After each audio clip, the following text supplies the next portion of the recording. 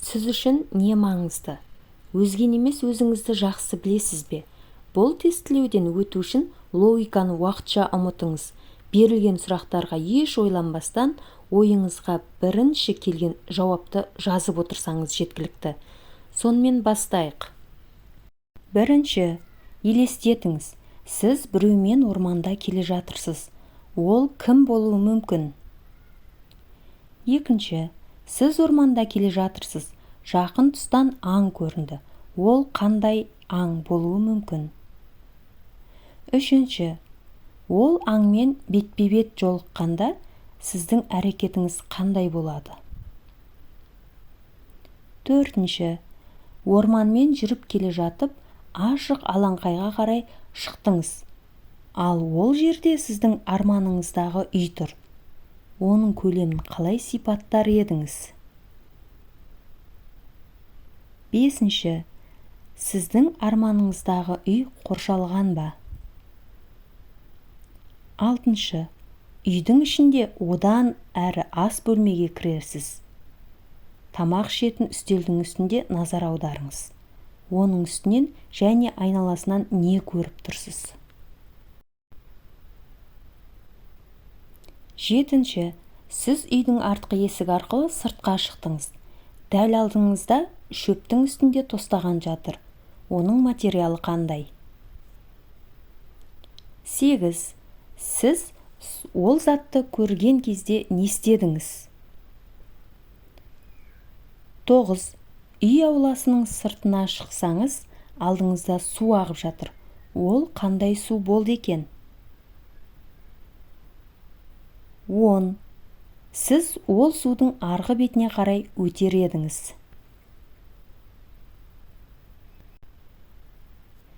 Ойыңызға бірінші келген жауаптарды түртіп алды деп ойлаймыз. Ендеше, сол сұрақтардың астында нендей ой жатыр екен, соған көшелік.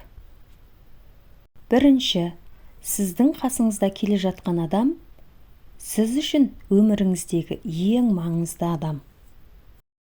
Екінші жауап, ал көрген аңның үлкен кішілігі сіздің ішіңіздегі, санаңыздағы проблемалардың көлемімен сәйкес келеді.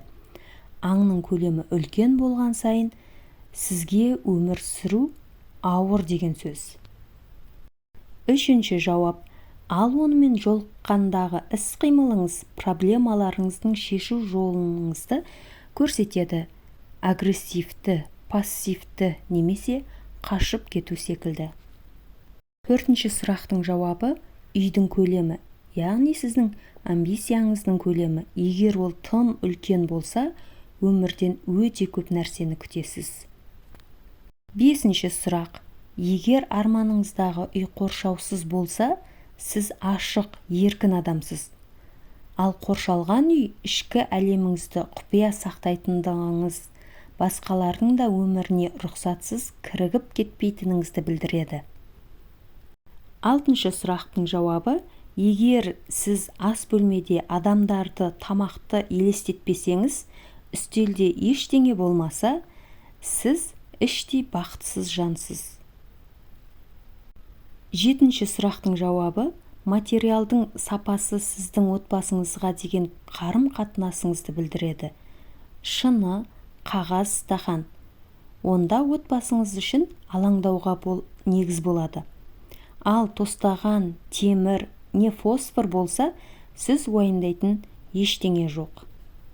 Сегізінші сұрақ, сіздің іс-қимылыңыз бір сұрақтағы адаммен тікелей байланысты. Тоғызыншы сұрақ, судың көлемі сіздің шынайылығыңыздың көлемімен байланысты. Оныншы сұрақ, арғы жағаға қаншалықты су болып өтсеңіз, сіздің өміріңізде жақын қарым-қатынастың соншалықты маңызы бар деген сөз.